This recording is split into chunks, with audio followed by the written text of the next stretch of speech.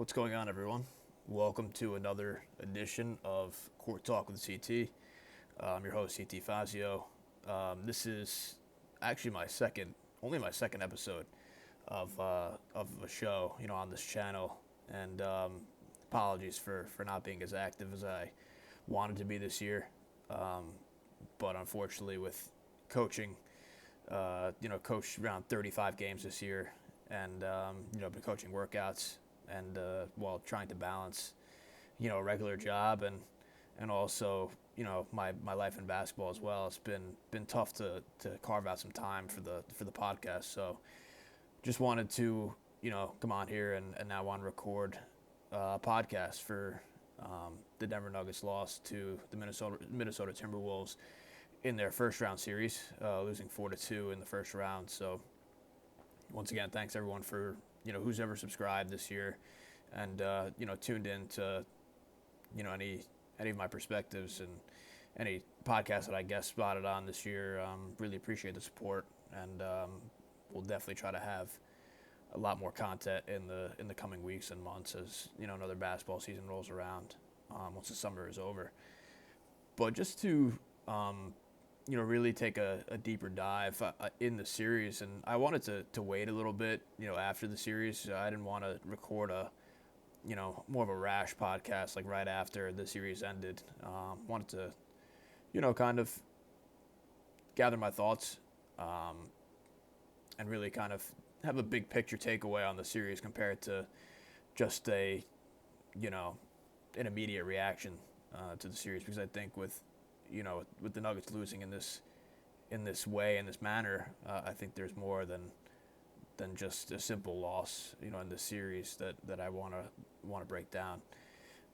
Just immediately, I think just overall takeaway, what went wrong for the Nuggets in their series versus the Wolves. And right off the bat, the Wolves turned the Nuggets into a jump shooting team, and the Nuggets were one of the best shooting teams in the league this year.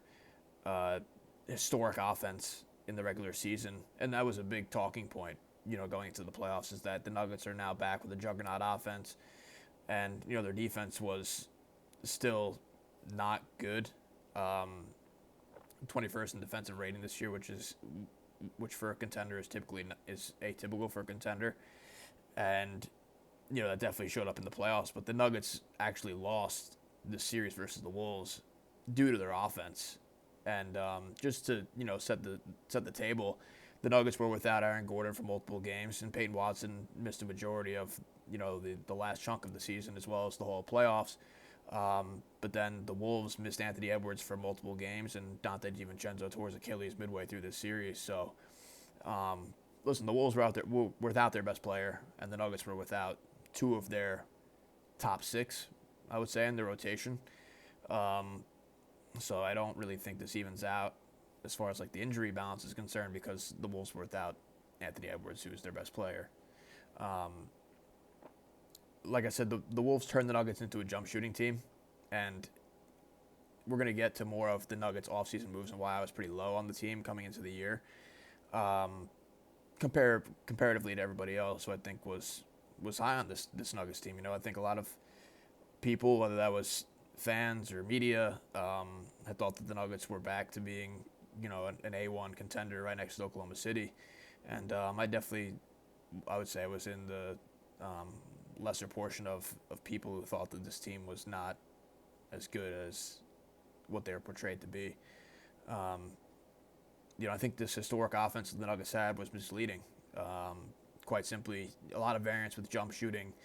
And really, they added Tim Hardaway Jr. as one of their premier shooters off the bench, which I think both of those signings of Bruce Brown and Tim Hardaway were great signings because they were minimum contracts, guys who would be able to fill a void as far as veterans on the team that has been lacking for the past couple of years, and guys who can fill in and fill certain voids of skill sets that the Nuggets have been depleted in over the past couple of years.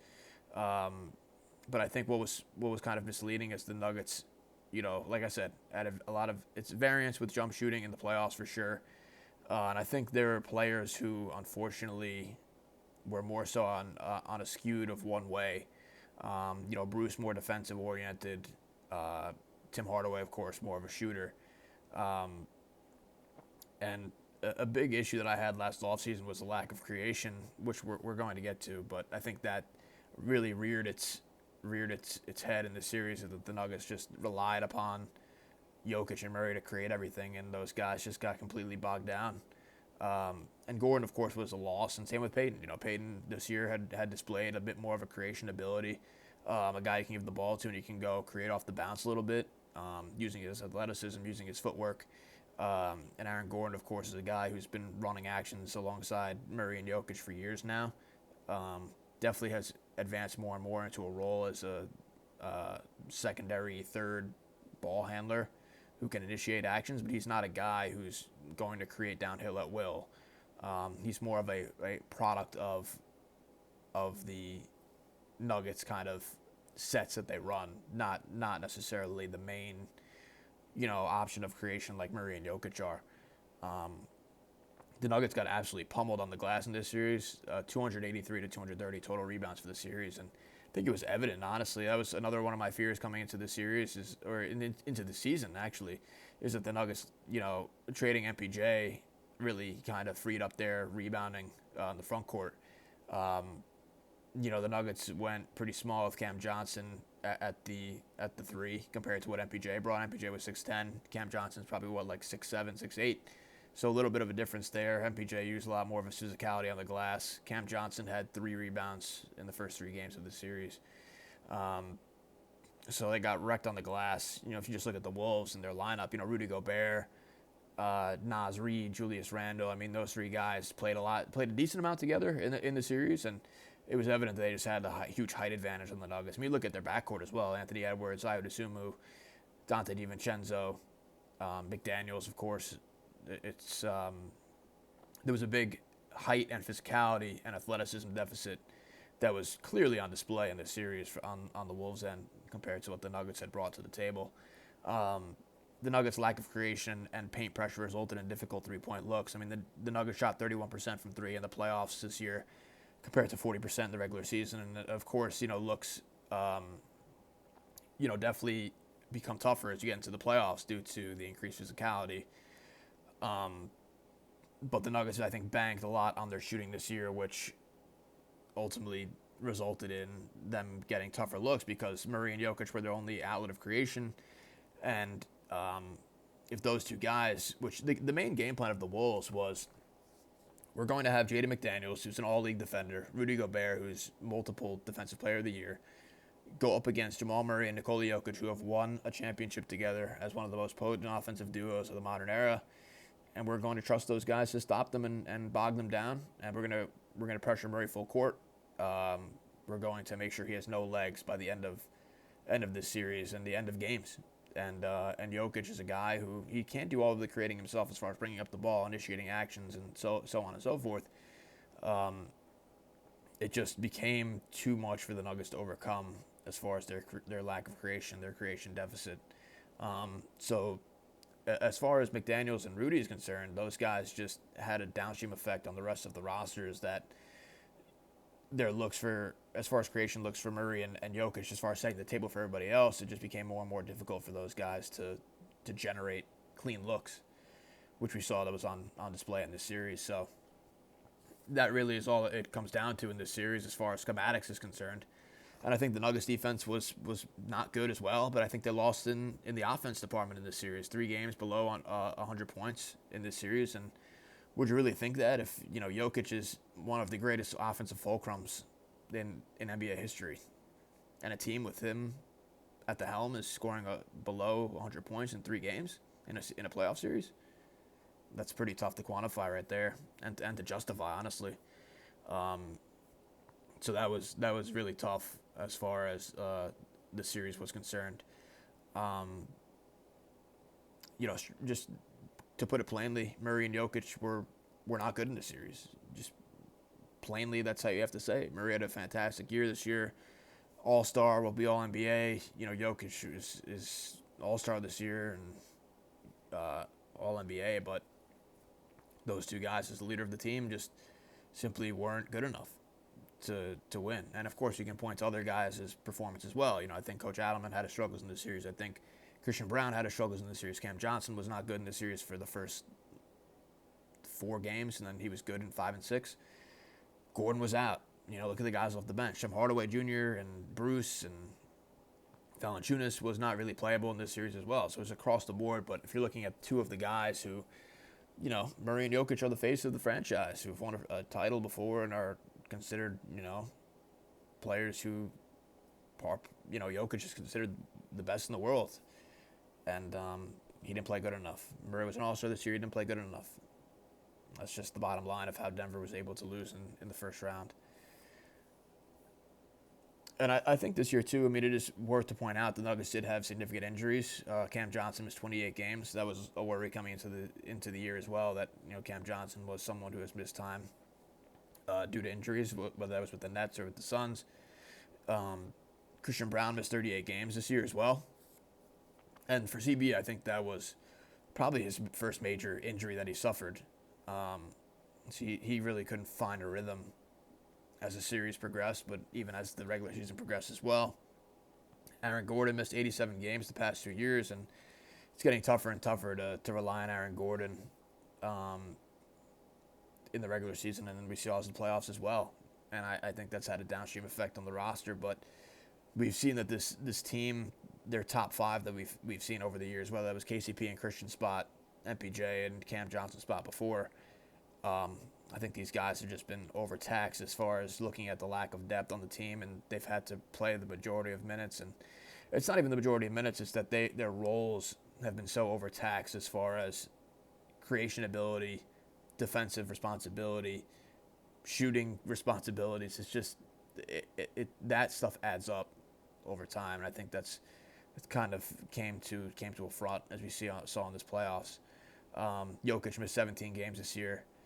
And for the Nuggets to finish where they did as a 3 seed, I think the regular season was pretty successful. That they were able to miss all those games this year, and the Nuggets still were able to find a way to finish in the top 3 seeds. So I think the regular season had some takeaways and some silver linings, but ultimately you're based on your playoff performance. And the Nuggets had championship aspirations coming into the year. Most of the narrative was that this was the best team of the Jokic era. I disagreed with that sentiment. And this team regressed. This team was 1 game away from advancing to the Western Conference Finals last year versus OKC, and now this team lost in 6 games to the Minnesota Timberwolves in the first round. Talking about Jamal Murray's series, Jaden McDaniels completely erased Murray's impact. Like I said before, just to reiterate, which had a downstream effect on not only Jokic, because Jokic is reliant upon Murray's ability to get downhill and create the pocket as well, but also the rest of the team. Murray was repeatedly put in isolation by Wolves offensive players. I would assume he scored 43 points in a game. That just can't happen if you're the Denver Nuggets. You can't let someone who comes off the bench for the Wolves score 43 points in a game, especially with DiVincenzo and Ant going out. But Murray at this time, like I said, repeatedly put in isolation by Wolves offensive players. It could have been anyone, really. It was Terrence Shannon Jr. It was Ayo Dosunmu. It was Bones Highland. It was Jaden McDaniels taking Jamal off the bounce. This was something where, honestly, this is pretty reminiscent of the series where MPJ got completely hunted versus Utah in the bubble. And I think this was worse, honestly, than what we saw in the bubble from MPJ. Murray had shot 36% from the field, 26% from 3. Highest usage in the playoffs for his career. I think this probably does take into account, does this change your outlook in the past on Jamal's playoff history over the last couple of years, where the inefficiency has kind of creeped in and the impact hasn't been there compared to the bubble or compared to the title run? I think that has to be a question moving forward is, will you be willing to add additional players to the mix to assume more usage, to assume more responsibility compared to just, providing Murray with that responsibility of being the second cog on this team? I think that has to be a factor moving forward. Jaden McDaniels just simply, I think the most disappointing part of the Nuggets playoff run was that they got completely punked. We can talk about schematics all day, and the Nuggets defense wasn't good enough. Their offense clearly was not good enough, and that was not potent enough. But I think the lack of mentality in this series was the most disappointing part from what I had saw. I think the Nuggets had a lot of quit in them, honestly, in this playoff run. Games 3 and 4 on the road, there was really no fight back or punch. This is a team that went their core members, and if you look at Murray, look at Jokic, and David Adelman was an assistant on that team as well. This is a team that came back from 2-3-1 deficits in the bubble. Showed a resiliency and a fight to come back and to really show the world that this was a team that was on the rise, but a team that also had some guts. And simply put, in this playoff series, the Nuggets did not show guts. They showed an ability to roll over, and when things got tough, they just said, "That's okay." Jaden McDaniels he walked the walk and he talked the talk in this series. He called out players by name. He called out Jamal Murray by name. He called out Jokic by name, Cam Johnson by name. The list goes on. Tim Hardaway Jr., and he said those guys are bad defenders, and we're going to go at them with our players that are not even like our top options. I'd assume we went at all those guys, and he converted. Terrence Shannon Jr. went at those guys, and he converted.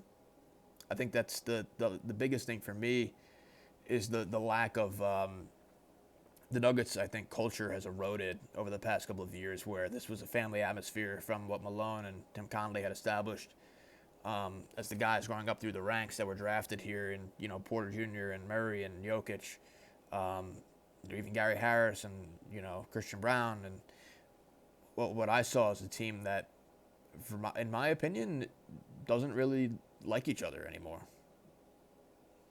Maybe that's a hot take, but for me, I just didn't really get the feel of this is a team in 2023 in the championship where those guys were helping each other up off the ground if somebody fell. Guys were encouraging each other repeatedly if they had a bad game. I'm not seeing that at all anymore. I'm seeing a team that seems like they don't really care to play with each other or for each other anymore. And I think that's the most sad part about this run is that truly feels like that the Nuggets are at a point where they are done contending. And the Nuggets, I'm not going to go into next season, regardless of the moves they make. I'm not going to go into next season saying the Nuggets are contenders. I just can't at the moment. Just from what I saw in this playoff series is that the quit that they had in this series and the lack of resiliency is not one of a championship contender in this modern era. They'll have to prove it to me first before I make that declaration.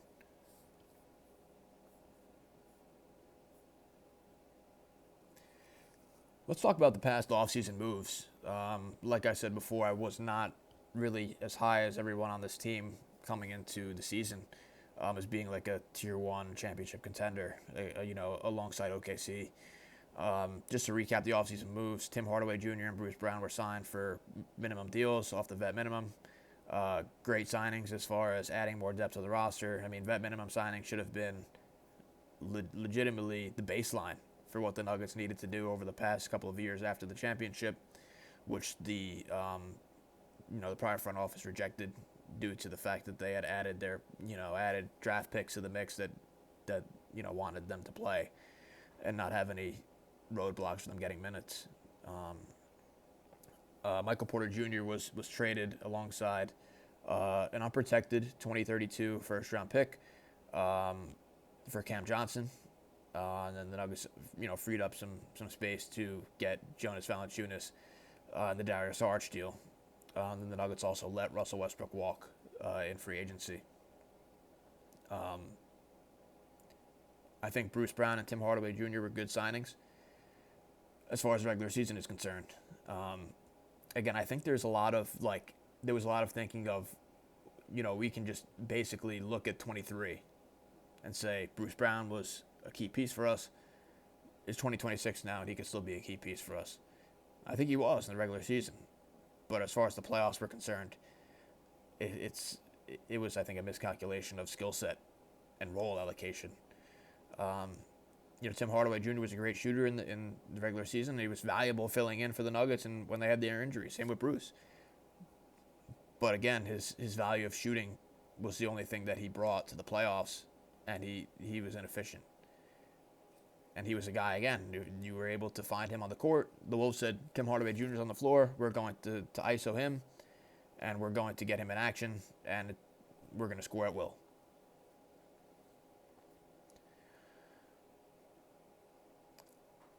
I think the MPJ trade is a loss.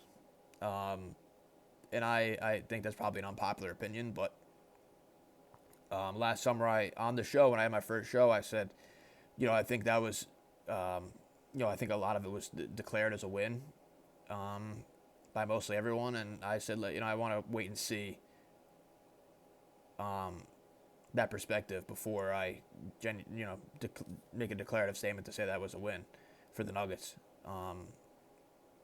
MPJ was a sub-all-star this year for Brooklyn. And, of course, you can look at the team construct and see that there weren't many NBA players on his team, and they were tanking to end the year. I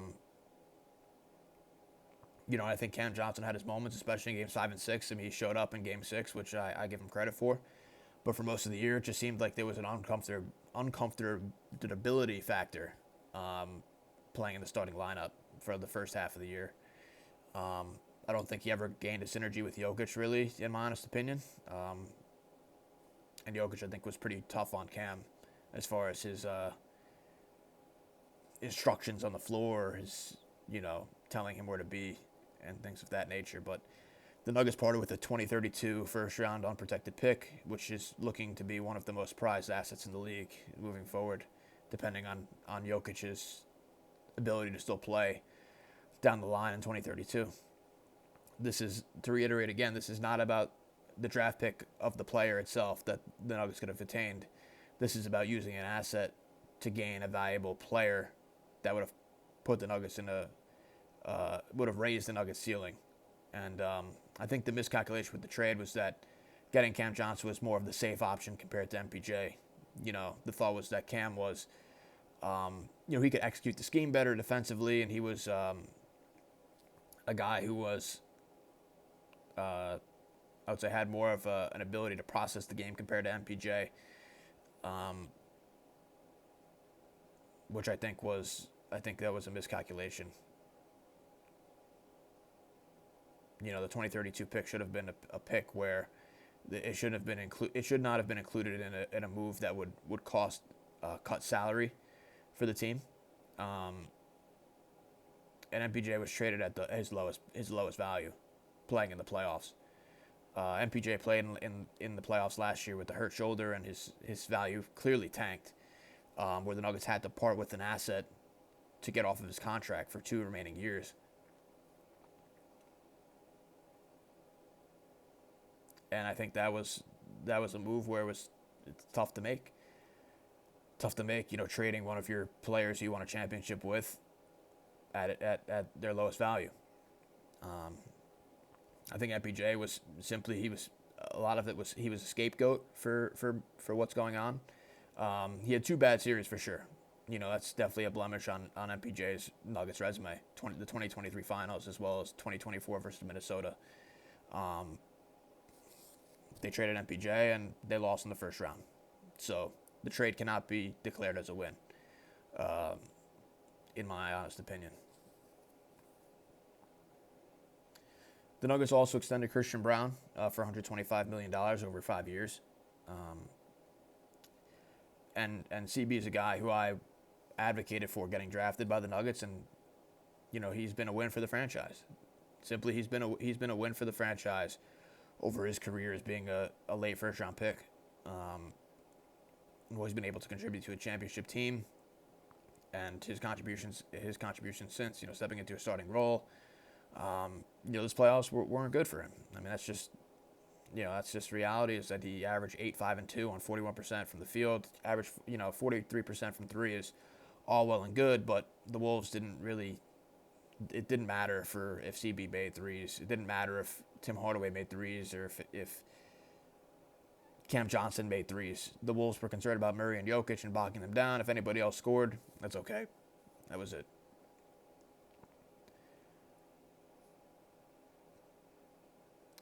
think with CB, and I had this point on my last show, was that, CB's home and road splits last year in the playoffs were such a huge disparity that offensively was tough against OKC, is that some of the spacing concerns around Jokic was tough. His transition game really subsided in the playoffs, and that was where a lot of the offense had come from. So I think moving forward, it's going to be tedious as far as the team building is concerned. As far as him in the starting lineup, unless there's a real creation leap with the ball, moving forward, as well as the defense, I think it has not been up to KCP level as far as different players for sure. And I think CB's had moments at times where he's been a good defender, but you need someone who's like a legit stopper at the two, and maybe CB could grow into that. But at the current moment, that wasn't the case. Peyton Watson is slated to go to restricted free agency.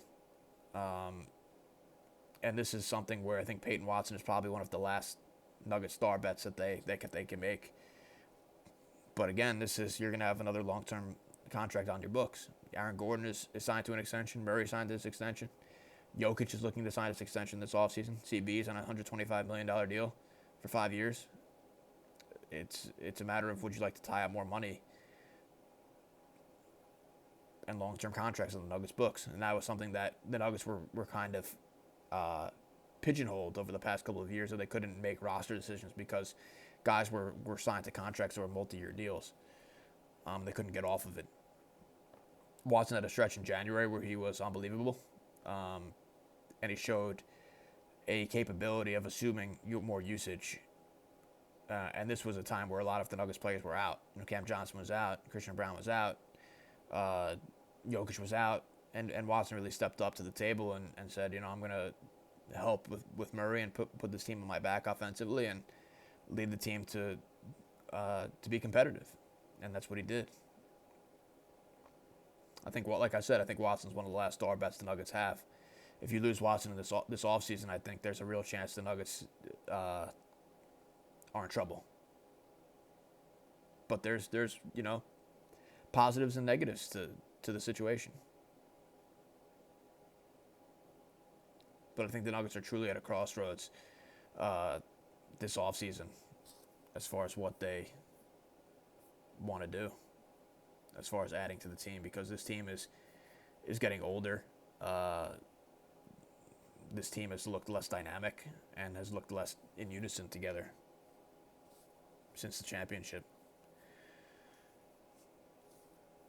I think it's extremely paramount that the Nuggets are to diversify their offense. And I think Coach Adam in the regular season did a phenomenal job revamping this Nuggets offense. Running more zoom action, more Miami action, running more sets where Murray's off the ball, less post-ups for Jokic, involving more guys as far as initiating offense. But that only lasted so long. That we only saw that for not that long of a time, where Christian Brown was initiating offense at times, Peyton Watson was initiating offense at times, Aaron Gordon, Bruce. That only lasted a finite amount of time before the Murray and Jokic shoe-man game assumed this usage again. Which I understand those two guys are your only two dynamic creators, but I'll go back to a quote from the bubble that Michael Porter Jr. had, which I think really is relevant and reigns true today. When the Nuggets went down 3-1 to the Clippers, Michael Porter Jr. said in an interview, he was asked about if he was maybe a bit disappointed about the lack of touches he had as an offensive player. MPJ said, "That is up to the play calling, the coaches and whose hands they want to put the ball in." Porter said, "We kept going to Jokic and Murray, and they are two amazing players. But I just think to beat them, which were the Clippers at the time, we need to get more players involved. We have to move the ball a little bit better. We can't be predictable against that team." The last sentence really reigns true. We can't be predictable against that team. The Nuggets were simply predictable against the Timberwolves, going to the two-man game at all times. And like I said, I understand that there's constraints of the Nuggets do not have enough creation. If you look at Murray's role, and I think it was predictable that Murray bogged down in the playoffs, because just look at he's one of the guys who, like a star guard, compared to the rest of the league, is in a box of, look how much responsibility Murray has. He's initiating pick and rolls on a nightly basis. He's one of the Nuggets' only creators on the team. He's running off of screens. He's tasked to run two-man game. He's tasked to hit pull-ups, pick and rolls, and it's just so much responsibility for someone on a nightly basis. And then if you look in the playoffs, that's magnified. And this is not to excuse Jamal's poor playoff run. I mean, he had a poor playoffs, and as someone who's, an all-star and all-NBA player, and, that making that much of a salary, you got to own it. But this is just where it comes into the lack of creation and the lack of, I think, giving and providing other players an opportunity to be more involved. That's had a downstream effect on not only Jokic, I think on Murray as well. And I think moving forward, if Murray's still on the team next year, that has to change, or else you're just going to run into the same predicament that we saw this year. I think, letting Russell Westbrook walk was a mistake. And again, of course, I've seen, some stories about, within some, the media that, Russ maybe was dismayed about his role and things like that. But Russ was a player who changed the Nuggets' dynamic offensively. –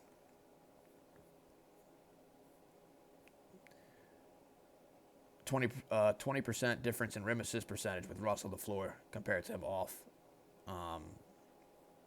Jokic got constant rim looks, assisted looks.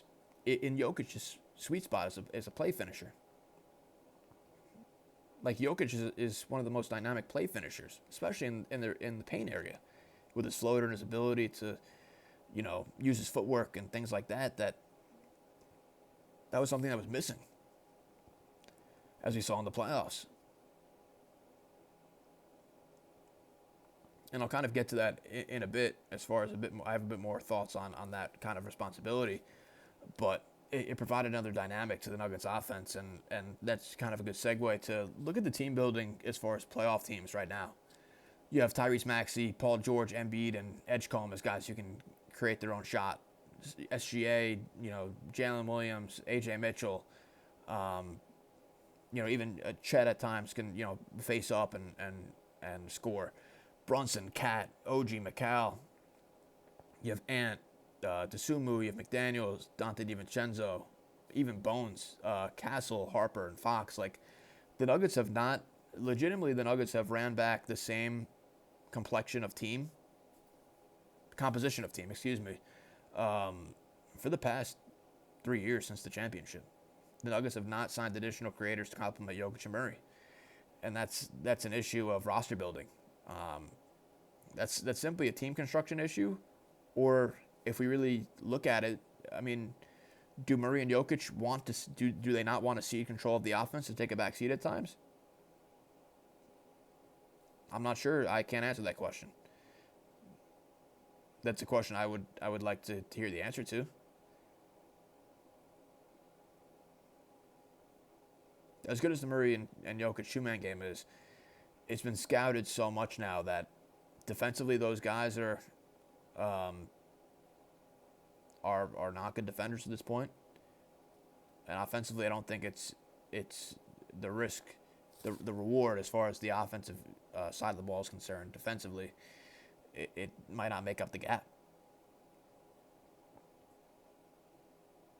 So it's something moving forward, is that they have to get more athletic. They have to get more creators. They just kind of have to shift the roster composition of the team. This team has been more or less the same for the past couple of years. And I think they need a change on that front. 2 more segments I'd like to get to wrap up the show. I don't want to go too long in depth, but I did want to give my perspective and provide my kind of rationale for some of the issues that the Nuggets have had, especially in this playoff run. And this goes to role allocation as well. Like, we saw Russell Westbrook last year him and Jokic had a really dynamic two-man game as far as their, I think, regular season was concerned. In the playoffs, I think that would have been a bit more problematic as far as spacing is concerned because teams were just able to switch Russ and Jokic and it kind of wall off the paint, which were to give it problems. But it is a different action that the Nuggets could have ran. You could have Murray kind of run off of staggers and pin downs and things like that. But one of, I think, my main critiques of the Nuggets' ethos, I think, is that the Nuggets have tried to turn players into a different role than what they came in as to be. Again, I'm sure people will disagree with this, but we saw MPJ in Brooklyn this year. He was running pick and roll at times with Claxton as a guy who was able to snake pick and rolls and hit Claxton for lobs. Like, when did we ever see MPJ run pick and rolls in Denver? He never ran pick and rolls in Denver because it was always the Murray and Jokic two-man game. And if they had a backup point guard, whether it was Ross, whether it was Reggie Jackson, whether it was Bruce Brown back in the championship run, there has never been, I think, let's try this and let's live with some of the results. And maybe those results in the regular season that we gain and glean from some of the optionality that we have could pay off in the playoffs. Julian Strawther is someone who played 18 minutes in the playoffs in 2026. Julian Strawther was pivotal to the Nuggets forcing a Game 7 versus the Oklahoma City Thunder in the 2025 playoffs. And he played 18 minutes in 2026. If you look at Julian in college, and he was another player who I advocated for the Nuggets to draft, I think he had a pretty good year this year, all things considered. Definitely shot the ball better, which you need as far as that's, one of his main specialties is being a knockdown shooter. But Strawther is one of the Nuggets' most athletic players on the team at this point. He's one of their most quickest guys that they have. If you go back to Gonzaga, he's a guy who could have ran off of staggers, off of pin downs. He's a guy, if you watch the FIBA U19 tape we had with Puerto Rico, he's a guy who's running, initiating actions, and creating off the bounce. There's been flashes of him and Jokic in the pocket for pick and rolls. Peyton Watson, of course, at UCLA, I mean, he was drafted in the first round as far as like the least, one of the, worst outputs as far as college production is concerned, being drafted in the first round. Peyton Watson in high school was a guy who really mirrored what we saw in this year in January. As far as having more ability with the ball. Of course, I think his defensive impact kind of slipped with more offensive usage, but he was someone who was running pick and rolls. He was creating off the bounce. He was hitting the lob man as far as Valanciunas in actions, hitting him in the pocket. Showed some passing flashes. And I think, unfortunately, we only saw Peyton's leap because the Nuggets were missing players. I don't think there was a priority going to this year to say, we're going to have Peyton run pick and rolls, and he's going to create for us off the bench a lot. It was mainly due to opportunity and kind of falling into this. And this is the same thing with MPJ in the bubble. MPJ in the bubble was able to be a first-team all-bubble player because the Nuggets were missing players. Before that, the MPJ had flashes of play, but as far as him being a starter on a championship team level player, that happened would it happen eventually? Probably, but it was accelerated due to the fact that it happened by chance. And another guy who I was high on as well, as far as the Nuggets selecting, was Deron Holmes. And Holmes tore his Achilles, which I think was a major setback for him, athletically. And of course, it kind of takes a while to get your footing back. But Holmes at Dayton was a guy who was running pick and rolls as the ball handler, had more equity as a guy on with the ball in his hands. He can attack closeouts. He can pass out of the short roll. He can post up. He showed way more offensive versatility at Dayton than what we're seeing with the Nuggets now. And the Nuggets have resigned him to be a spot-up shooter as a pick-and-pop guy. Moving forward, I think the lesson here is that the Nuggets have to be willing to live with more opportunity for other players. It can't just be Murray and Jokic being the creators. Like we're looking in the playoffs right now. Teams are getting contributions from Jaden McDaniels, Teams are getting contributions from Dylan Harper on the Spurs. Look at the Knicks. Miles McBride's coming off the bench, and he's performing.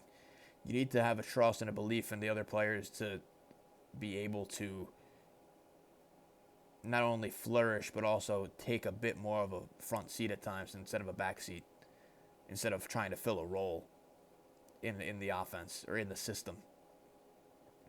The Nuggets need players to stand out rather than fit in.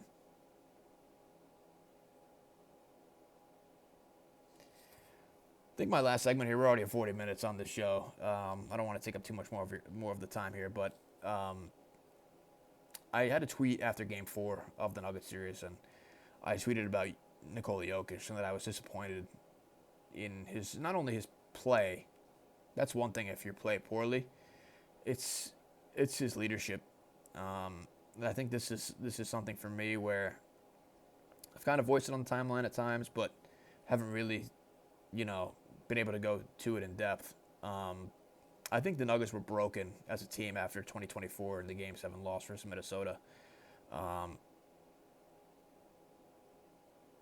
think we're seeing guys like, Murray, I think, has taken the young players under his wing at times and tried to be a leader for those guys. I think Christian Brown at times has tried to step up as a leader, even though he's still a young player.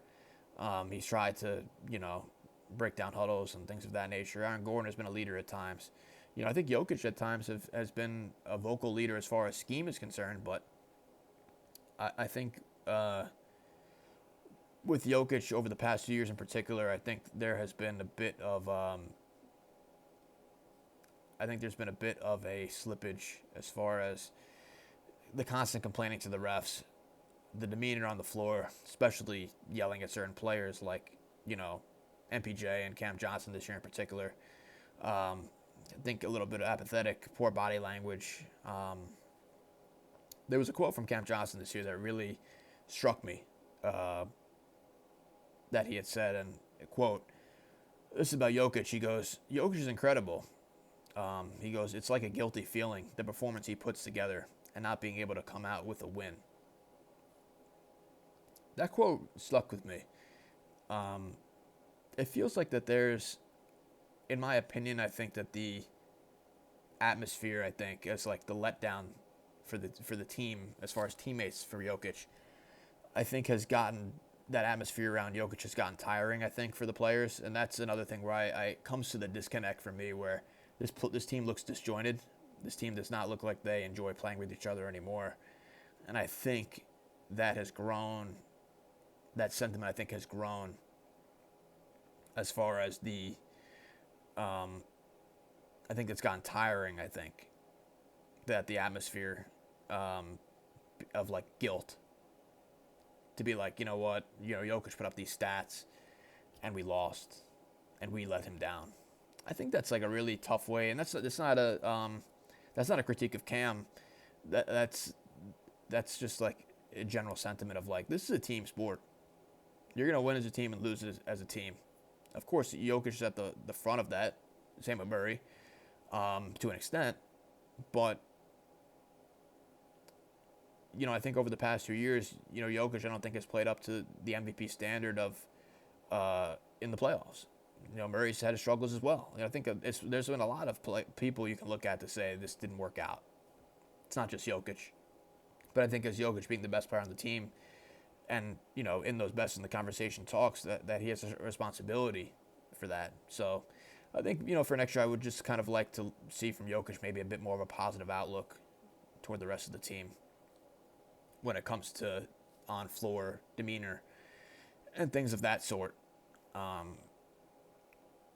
Like I said, I just think this team looks like they don't enjoy playing with each other, and that's something that they've always had that kind of mindset. So, moving forward, I think this team has to prove to me that they're a contender. I'm not going to go into next year saying this team is a contender because this first-round series was such a letdown. We'll see what they do in the draft. I think they should take another young player to add some more use to the roster. Valanciunas, I doubt, is back. Just looking at the playoff performance,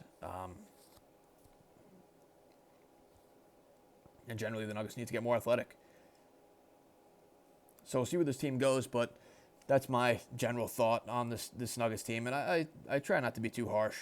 I try to have a balanced perspective on some of the good and bad, but there's some things where I just wanted to be transparent about what I saw on the floor with this team. So I'll have some draft content coming out. Thanks everyone if you've tuned into the podcast this long. I appreciate it, and thanks. Like I said, once again, thanks for all the support this year on the podcast. So, I think that the Nuggets moving forward, I'm rooting for the best for them, and hopefully they can turn it around going into next year. But